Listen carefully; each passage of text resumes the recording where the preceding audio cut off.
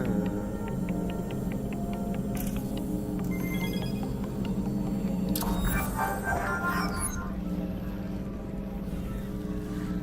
alarm's going off.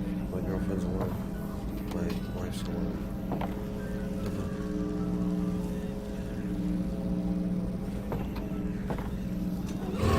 Look who's back! I got the drone up and running again.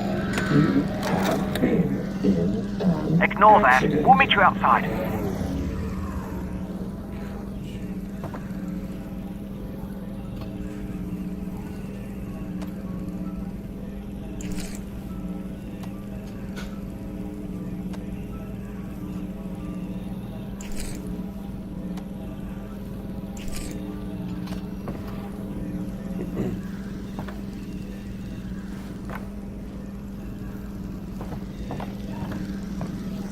It looks as if there are combined barricades up ahead. They're stopping anyone from getting any closer to the vault. Okay, so what do you think? Make your way into the distillery and see where it takes you. With my drone back online, we've finally got the... Oh, no! Kidding me!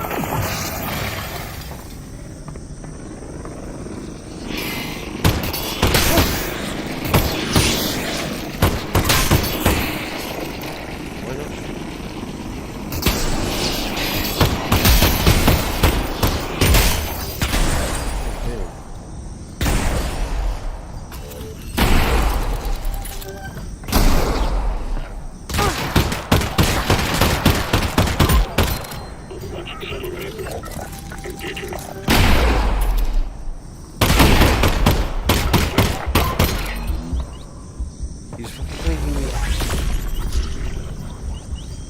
Last three.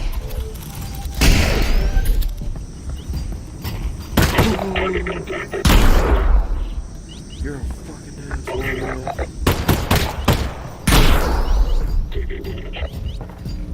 Fuck you.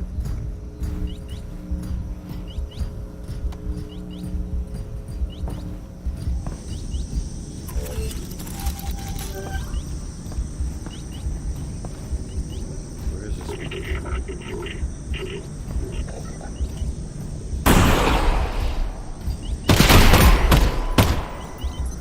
Jesus.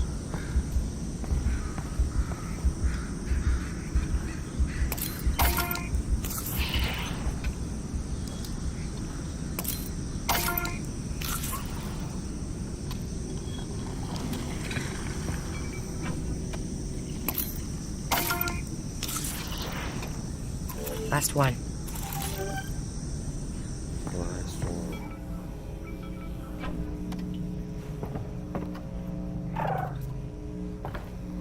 I dropped a fucking battery somewhere. Right here.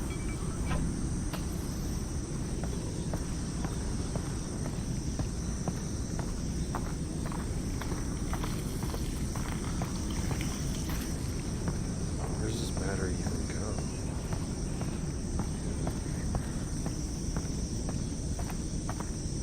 Follow the cord. Babe, are you out here? Oh, okay, I thought you were.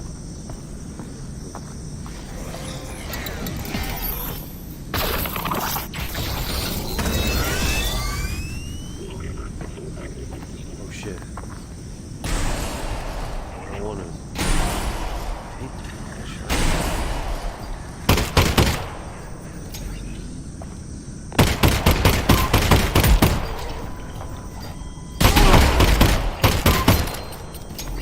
No more mags.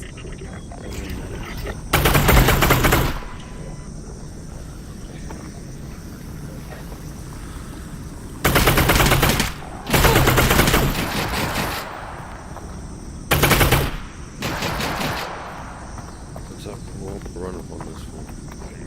Or show this the boss.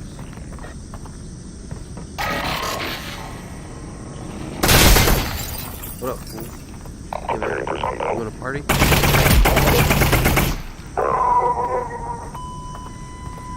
You didn't like that.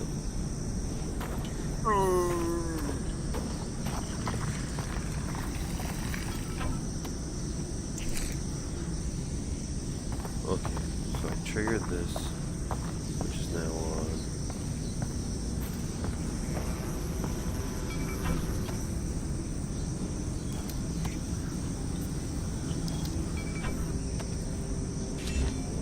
Few cells left.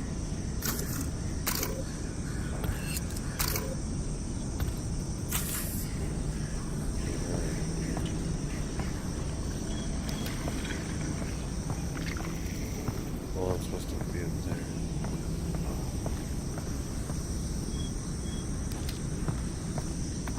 Matthew McConaughey? Okay. Last one.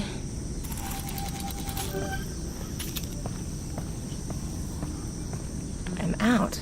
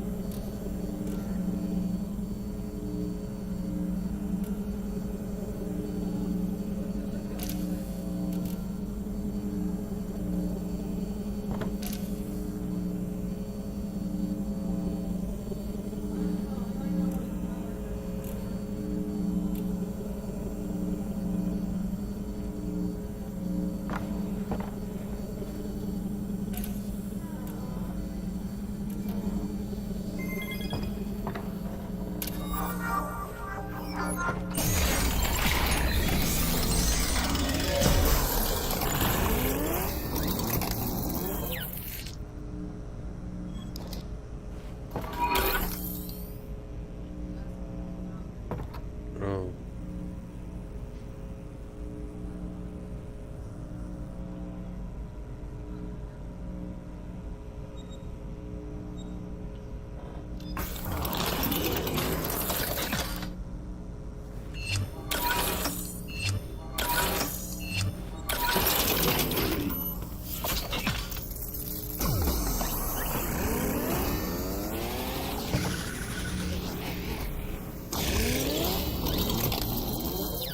Wouldn't want to be on the wrong side of that. Oh, this is nice.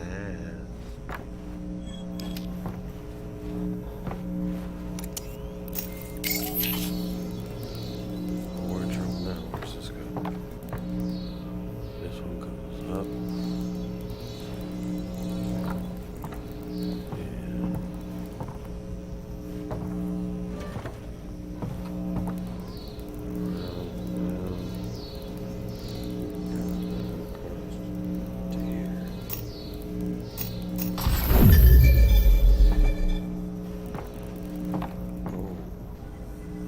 How lovely that is.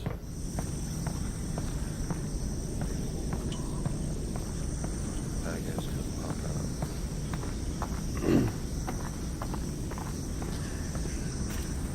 Alright. Now what do I do? Oh, here it is. This way goes.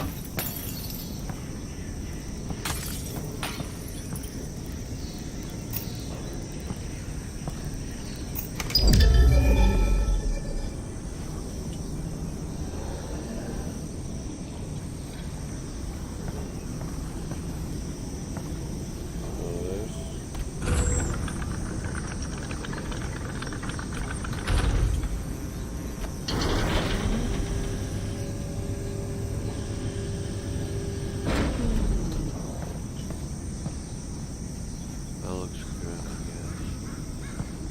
I'll try to jump across. Look how bad guys are gonna come out. Ladders. For our teleport and continuous locomotion modes, we provide corresponding ladder climbing methods. By default, player using teleport locomotion can target a ladder and after a short timer, get teleported to the top or the bottom, depending on where they started. The timer was necessary to ensure that players were intentionally using the ladder. We didn't want them to unintentionally target the ladder and become disoriented when they found themselves at the other end. Players using continuous locomotion can directly grab ladders to climb up or down. In this mode, they can grab a ladder rung and move their hand down to raise their body, or move their hand up to lower it. This allows players to move up or down the ladder rung by rung in a natural way. This mode turned out to be so popular that we added it as an option even for players using teleport locomotion. As it happens, most of the ladders in our game do not extend very far beyond the upper landing area. This made dismounting the top of a ladder challenging for players using continuous ladder climbing, since there's very little ladder to grab onto above the landing area. To solve this, we detect when the player stops holding the ladder with both hands and automatically teleport them to either the top or the bottom, based on the direction they were climbing. Unfortunately, we don't have a lot of explicit ladder training in the game, so some players are surprised by this teleport behavior if they accidentally let go with both hands while climbing. Nevertheless, this was a better alternative to leaving the players hanging or forcing them to fall down if they let go with both hands, especially since some of our ladders are rather long and it would be tedious to have to reclimb just because a player happened to let go shortly before reaching the top. Cool stuff. You just grab it, release, and up you go.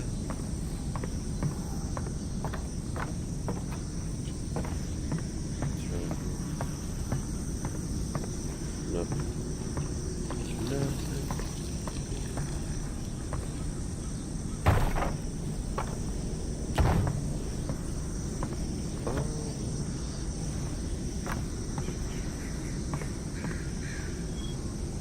Bullets for my pistol. I don't.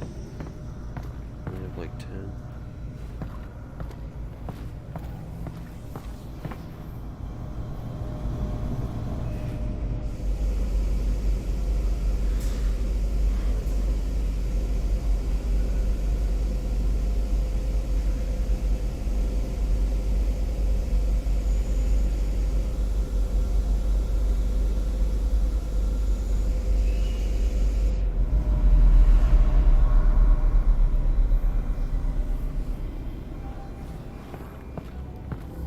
There's definitely a bunch of old bottles in here.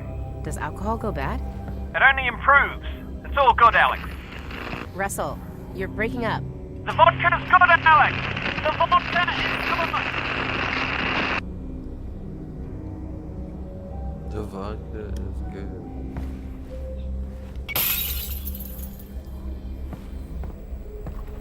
Chef. Some of our earliest experiments on the project involved placing old Half-Life 2 models in a level and walking around them in VR. These included static models of enemies, like Combine soldiers or zombies. We found that players really enjoyed being able to inspect these models, because VR let them get much closer than they'd been able to in the past. Players reported getting a sense of the true size of the characters, and would often point out details that they had never noticed before, even though they had seen these models many times throughout Half-Life 2. These reactions led us to the idea of creating an enemy that took advantage of that experience, one that required players to spend long periods of time in close physical proximity to it. But enemies typically don't let the player get near them without attacking, so we felt it made fictional sense for this enemy to be blind, and to feature non-combat gameplay as its focus. Early experiments with guiding a blind creature using sounds were immediately interesting, and gave us a way to create scenarios unique to the product. Thus, the concept for Jeff, known as the blind zombie internally, was born. It's so realistic, the liquid inside the bottle. It's so crazy.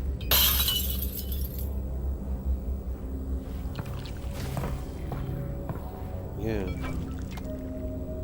Like this one's not as full as the other one.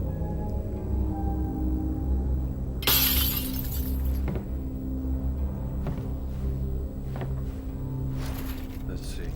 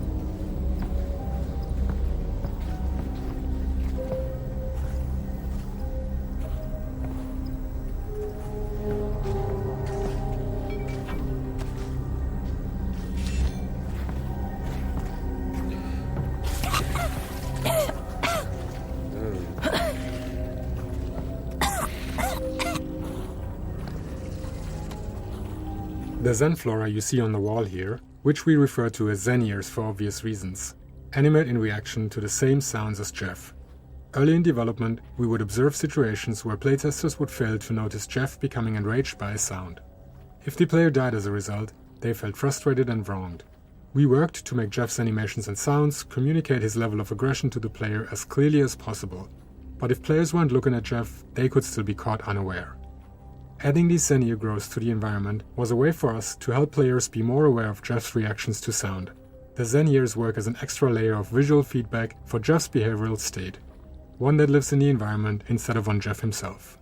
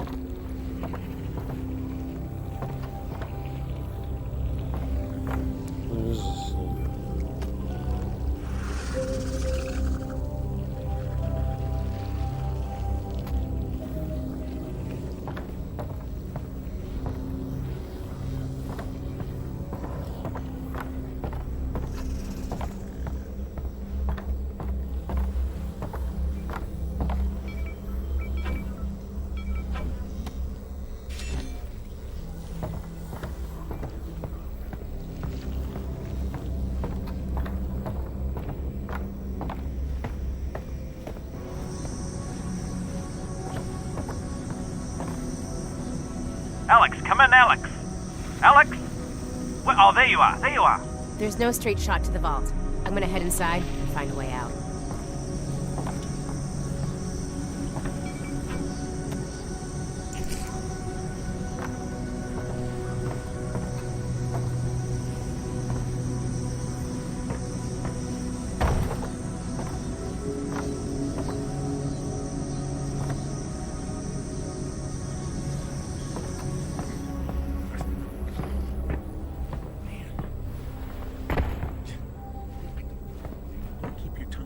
And I don't shoot you in it.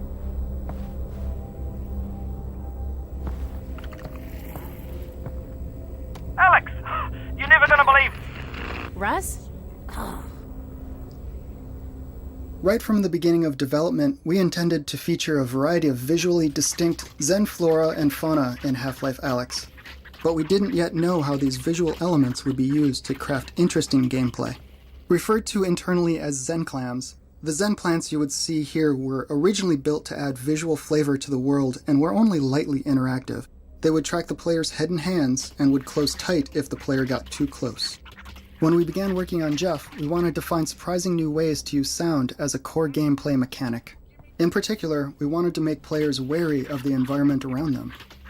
We realized we could use the Zen clams as a type of noise hazard by having them repeatedly snap open and shut when approached by the player. We had already placed these clams in earlier parts of the game, which meant that players would reach the distillery with an understanding of how they functioned. The introduction of Jeff changed the player's relationship with the Zen clams, as they went from being harmless but annoying to a dangerous hazard that players would need to take care to avoid.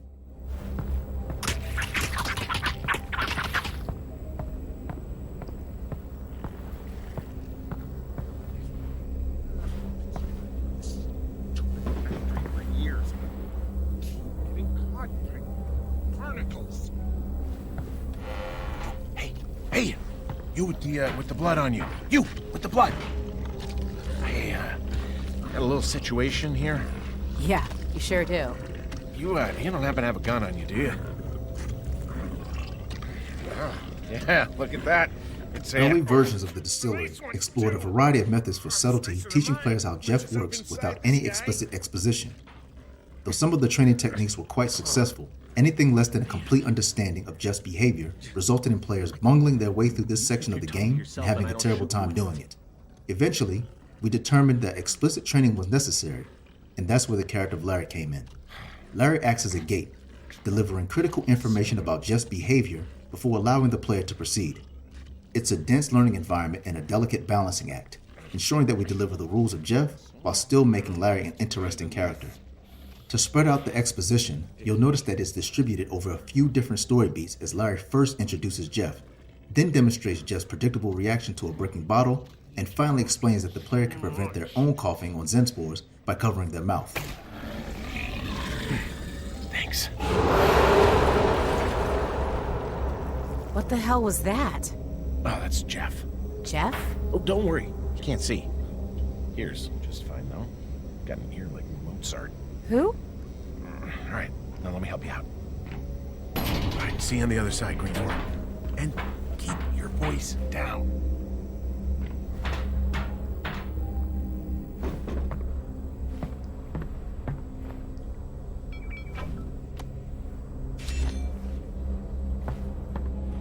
Watching, babe.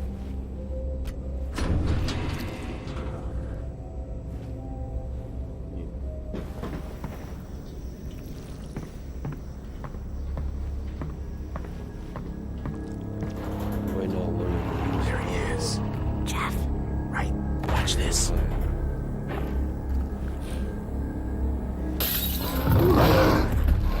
See? He's totally predictable.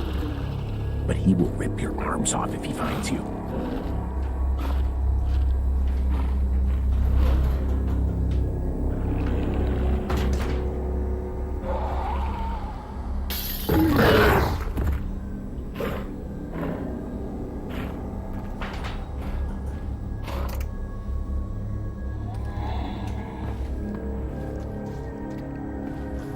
Hey, those things are nasty. You gotta cover your mouth. Got it. Thanks. Hey, I almost forgot. What's your name? Alyx. Alyx Vance.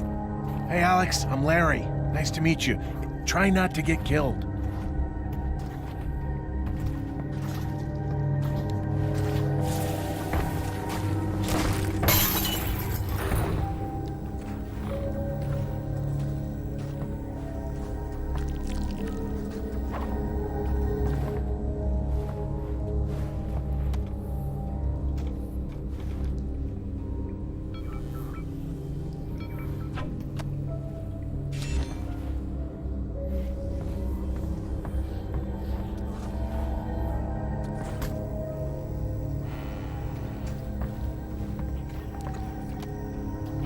A core element of both the environment and Jeff himself are the Zen plants seen here spewing toxic gas that makes the player cough.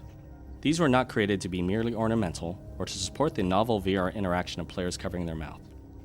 They were added specifically to solve a long-standing challenge that we had with illustrating Jeff's personal space. One of the trickier aspects of designing Jeff was striking the right balance between perceived threat and actual threat. Many scenarios in the level forced the player into close proximity with Jeff in order to create tension. We found that these moments could be exciting, but they could also become frustrating when players accidentally got too close to Jeff and were killed unexpectedly. Players reported not understanding how close is too close. We tried a number of solutions, such as adding glowing tentacles to Jeff that acted as a visual representation of the perimeter of his personal space. Touch the tentacles, and you die. Getting the look and feel of these tentacles to a satisfactory place proved challenging, however, and we backed away from the idea. Another problem we encountered was that a subset of our players quickly became comfortable around Jeff once they became adept at keeping their distance from him and avoiding sources of noise. For these players, dealing with Jeff felt trivial. He simply didn't feel like a threat to them. We discussed a variety of potential solutions to these problems, even wacky concepts, such as giving Jeff the ability to teleport to sources of noise. But it was difficult to come up with ideas that didn't feel like we were giving Jeff the ability to cheat. Eventually, we came up with the idea of having the player cough. This was appealing, as it gave us a way to make the player themselves a source of noise, thus causing Jeff to pursue them. We were also interested in making the environment more dangerous generally, and so our first experiments with coughing involved littering the level with Zen plants spewing toxic gas. Initial tests showed a lot of promise. Players now felt like Jeff was a dangerous pursuer, and they must carefully observe the environment to avoid the gas. We observed that players had a natural instinct to cover their mouth with their hand to suppress their cough. This was an affordance that VR with tracked hand controllers supported very naturally, so we implemented this mechanic right away. This still left us with the problem of players being unsure of how close they could safely get to Jeff. We realized that the early experiment of adding tentacles to Jeff could be replaced with a much simpler approach of attaching a toxic cloud directly to him. There were multiple benefits to this. First, it gave players visual feedback for how far they needed to stay away from Jeff to be safe. Second, it made those times when Jeff did get close all the more tense, with players now needing to commit a hand to covering their mouth. Finally, we didn't need to teach the players anything new. They could carry forward what they had already learned about toxic gas in the environment and apply those lessons to Jeff himself.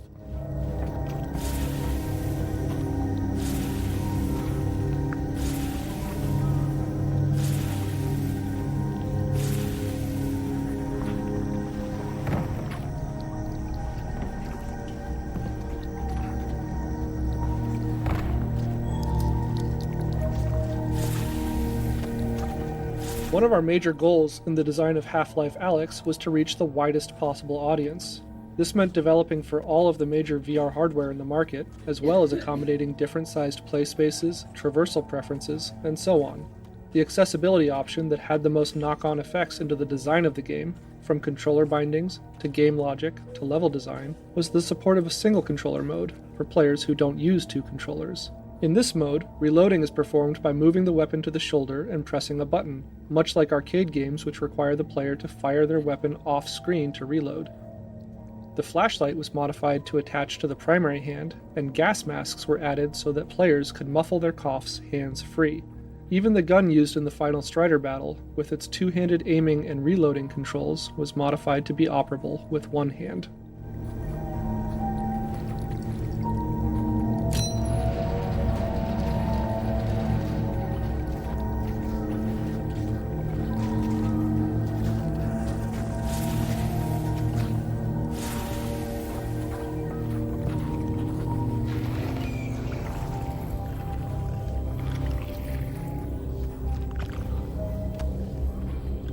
As we refined Jeff's behavior and visual design, we thought a lot about how we wanted players to feel about him. The goal was to have playtesters describe Jeff with words such as menacing, threatening, and deadly, and for that reason it became important that players not survive if they got too close to Jeff, so we decided that his attack should result in instant death.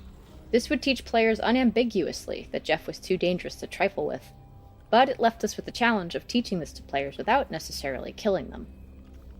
The approach we took was to give the player opportunities to witness Jeff attack and kill other characters. Early versions of the level included scenarios where Jeff and the player would encounter zombies and Combine soldiers. The player could attack these enemies, or use sound to lure Jeff into place so that he could pummel them with his massive arms. This gave players an opportunity to witness Jeff's power and his method of attack without dying at his hands themselves.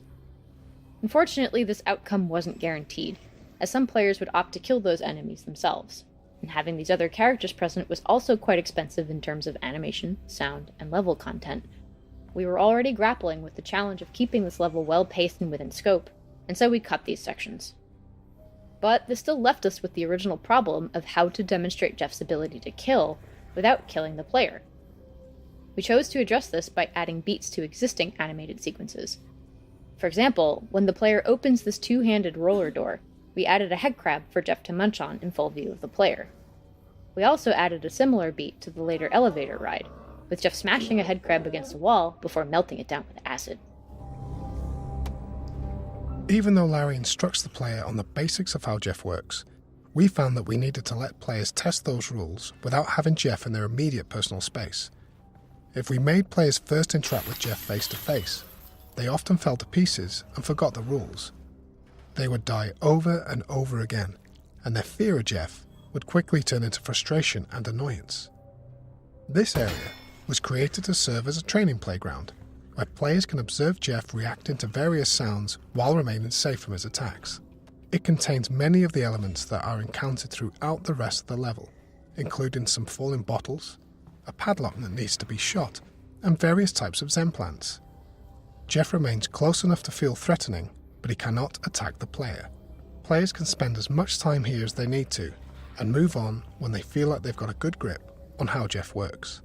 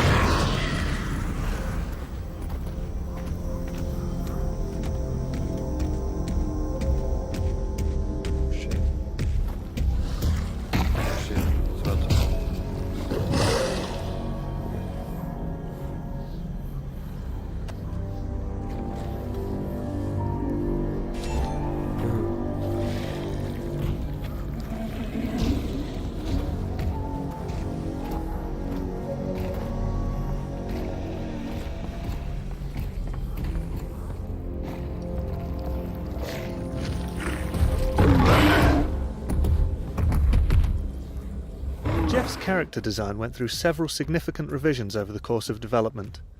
Just by looking at him, we wanted players to understand certain things about the character.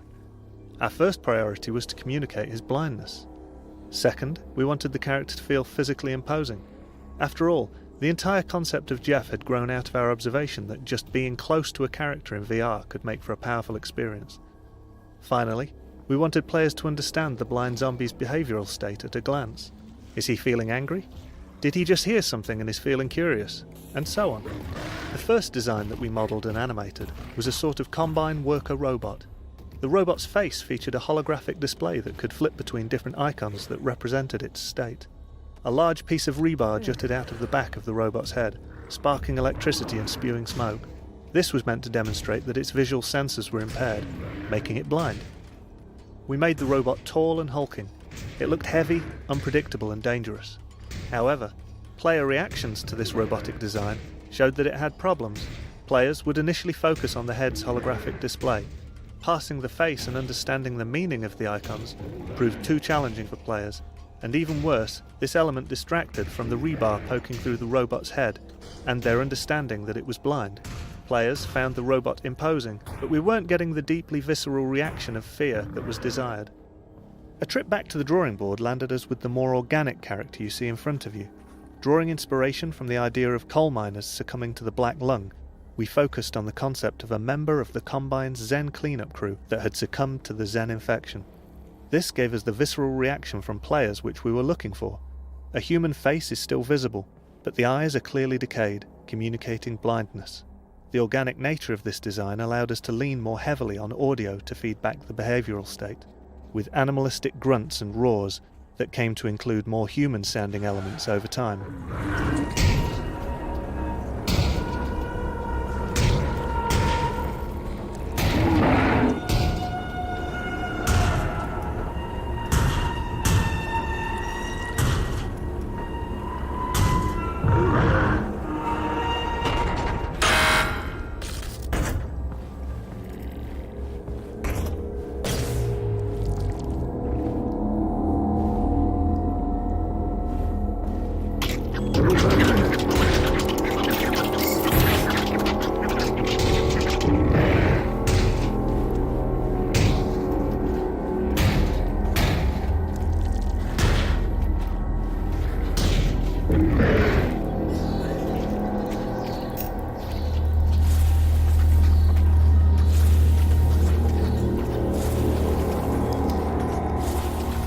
Counterpuzzles are a useful design tool, since they force players to move around the environment and also occupy their primary hand via use of the multi-tool.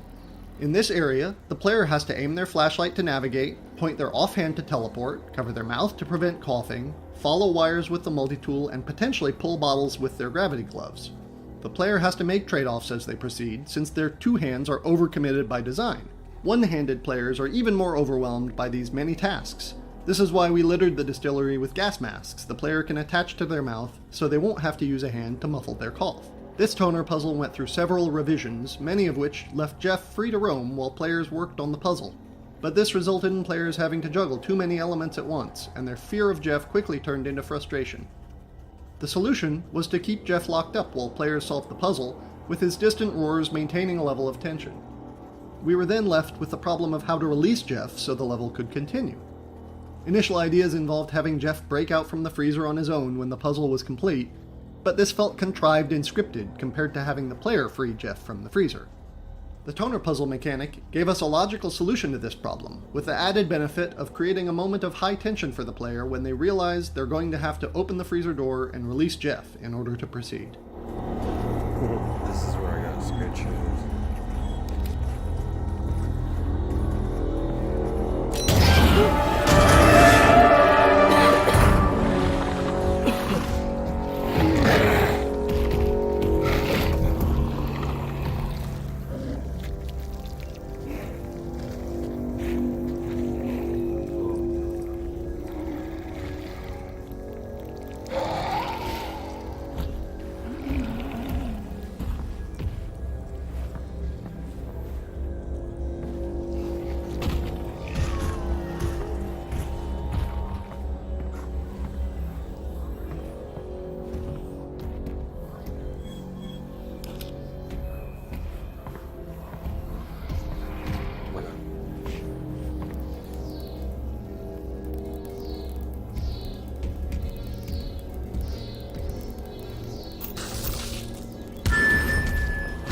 Yeah, he was doing a combine.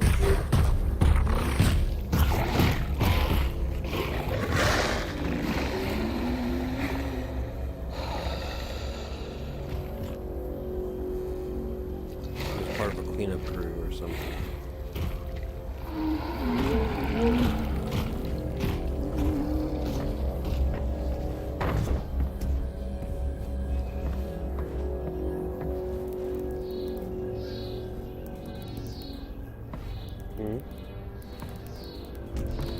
What do you mean?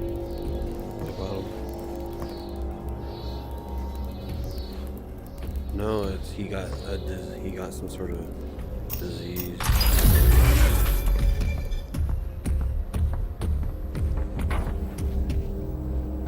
Yeah, he got some sort of like infection or something and it spread.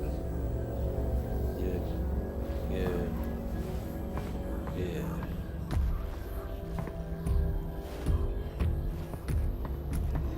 Yeah, for sure.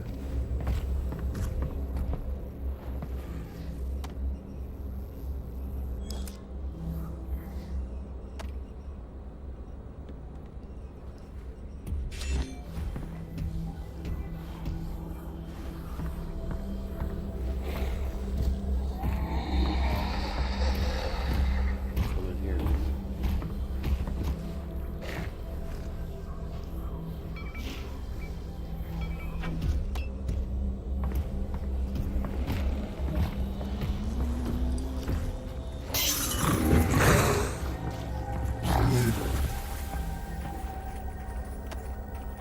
Many of our ideas for Jeff involved coming up with plausible ways to force Jeff and the player to occupy an enclosed space at the same time. An elevator ride was on the table from the beginning, but we were unsure of how successful it would be in execution. There was also a concern that such a sequence could be technically expensive to pull off. Our first prototype was extremely rudimentary. Players would get into an elevator with Jeff, the ride would last around 30 seconds, and then Jeff and the player would exit. There was no complicated level scripting, no bespoke animations for Jeff, and no special audio or lighting treatment. Despite the relative lack of polish, players had a strong positive reaction to the sequence, even naming it a highlight of the game when we ran company-wide playtests. This convinced us that it was worth putting more work into the elevator ride to make it something really special. In the end, a lot of different disciplines came together to create the final sequence, which combines sound, animation, scripted lighting, and careful choreography of Jeff's movements and the player's actions.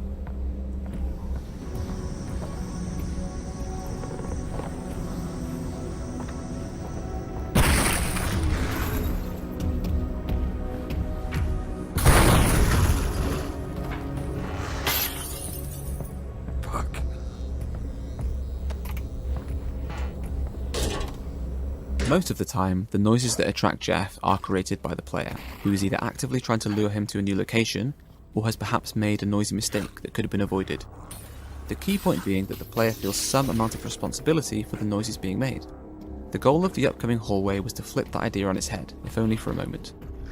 Like a misbehaving pet, this cheeky headcrab appears to surprise and infuriate the player, clumsily knocking over a series of bottles before escaping into a vent. Classic headcrab nonsense. We were surprised to find that many players wanted to check and see if the headcrab had indeed escaped. They would climb up onto the boxes and crane their head up into the vents. This prompted the idea of adding a small Easter egg to reward those players.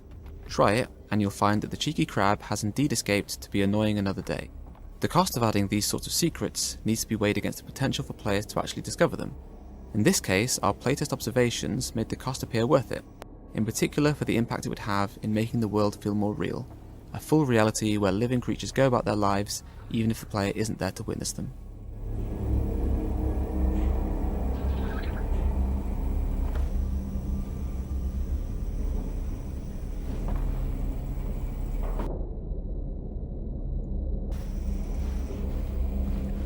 How do I see him? Just to pop my head up into the vent.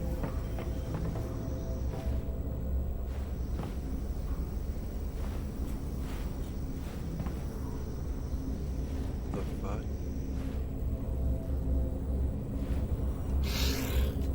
Oh shit. It took vodka with it. No, one of the crabs. If you peek your head up in the vent after it distracts Jeff or whatever, you can see it escaping, and it takes some vodka with it.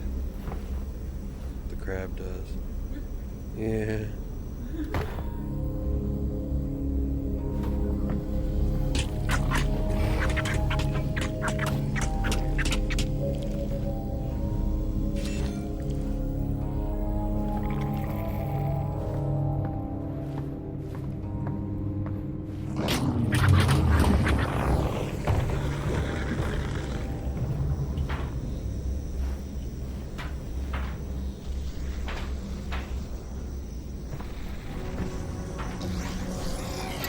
Alyx, coming in. Hey, Alyx. Oh, there you are. Can you hear me? More or less. You're breaking up. I think you're still in the distillery. I made a friend named Jeff. Well, that's great. We can take all the help we can get. Yeah, we're not really close. Listen, there should be a big tunnel-sized plug in the floor there somewhere. That's gonna be... The tunnel out of here? Correct. You get it open, I'll figure out where it leads.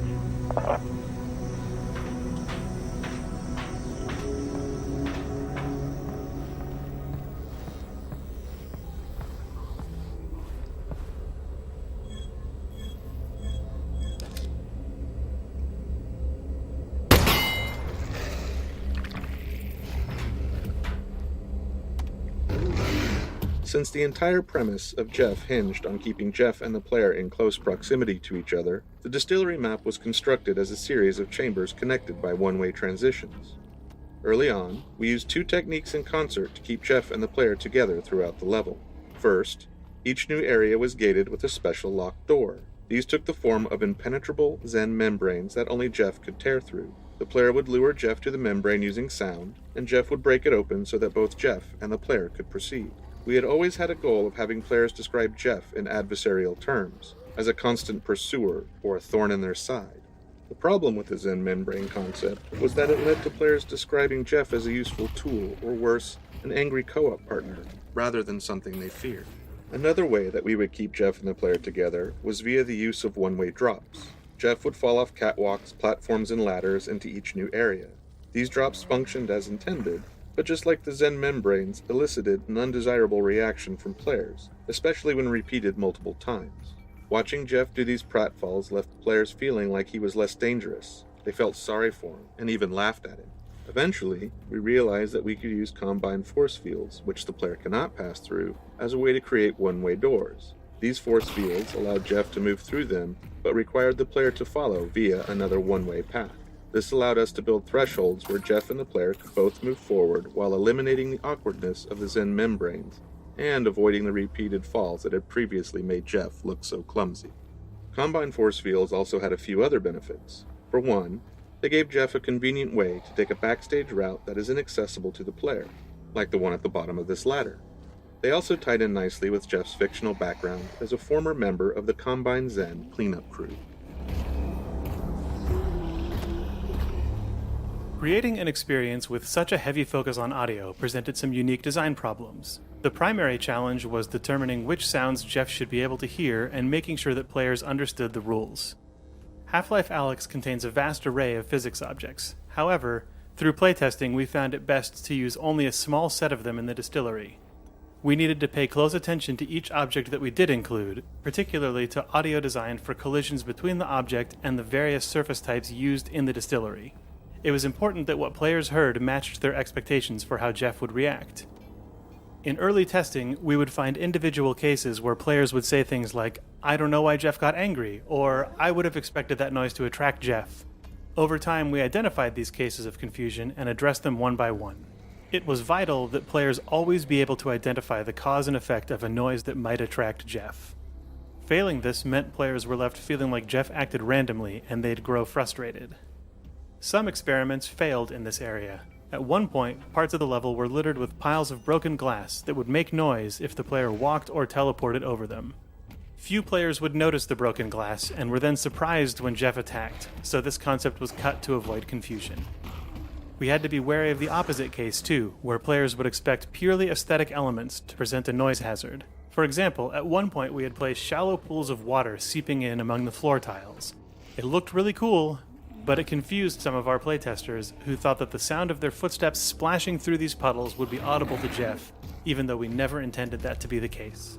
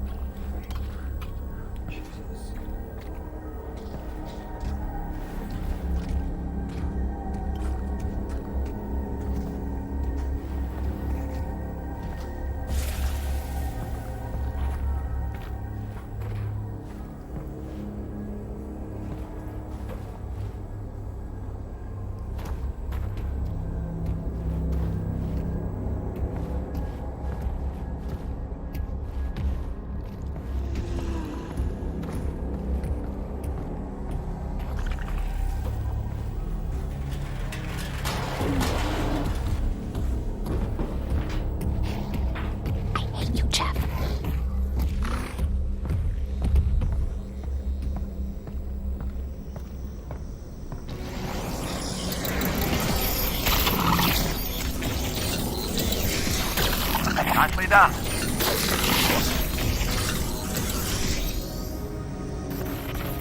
And there we go.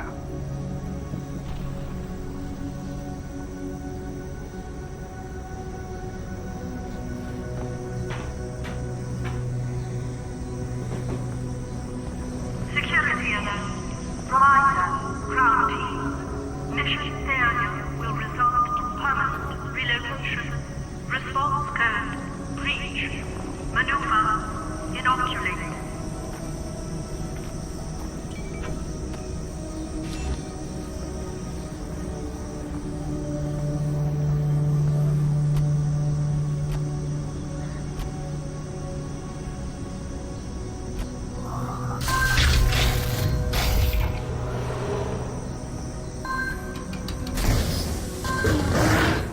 What the hell is that? That's Jeff. Keep your voice down. Oh, okay. I don't like Jeff.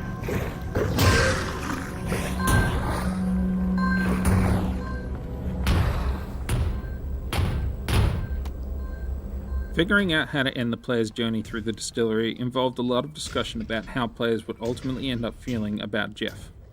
Observing playtests told us that most players simply wanted him dead, usually from the moment they met him, but there were some who felt kind of sorry for him and didn't necessarily want to see him killed.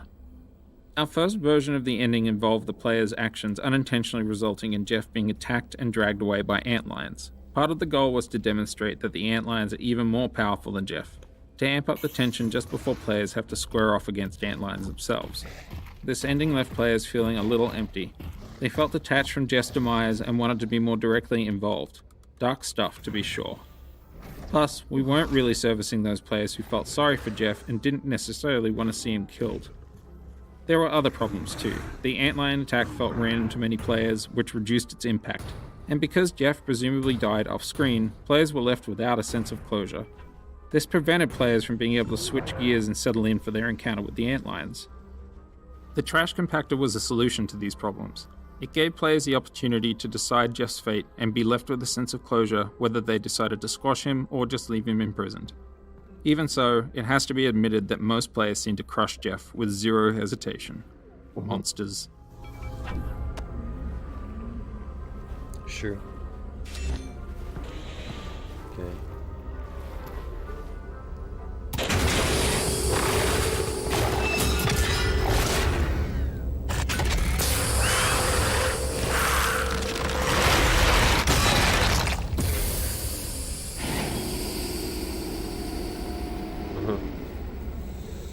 Yeah.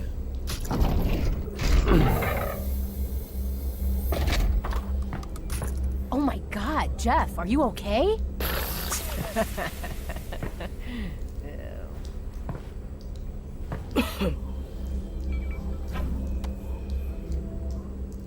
Yep.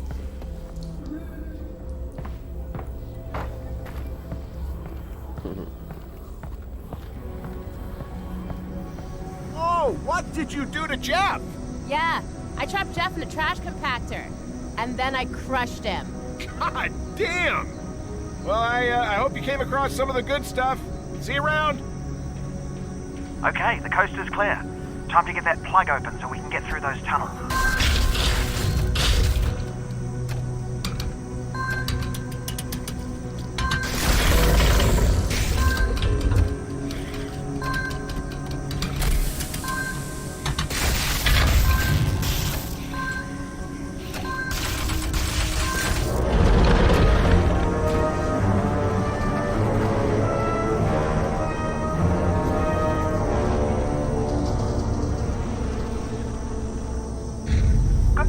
That tunnel heads to the vault. Great. Also, little heads up. I think the tunnel is full of antlions. Just in case I cut out permanently. Antlions. Yeah, you know, aliens with stabby legs. Oh, yes, and very small, like ants. No. Like tiny little lions. No, that's not them. These ones are pretty dangerous. Right, well, whatever they are, they're down that tunnel. Yep. Off I go.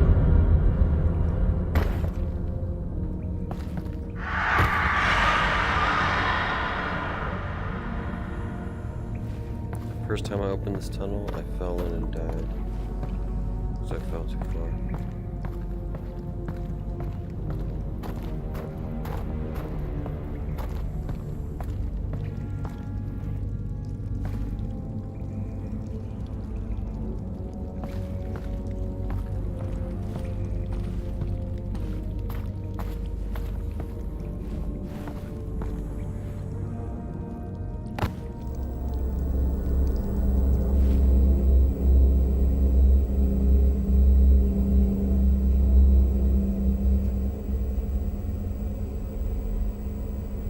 I think I'll call that an episode.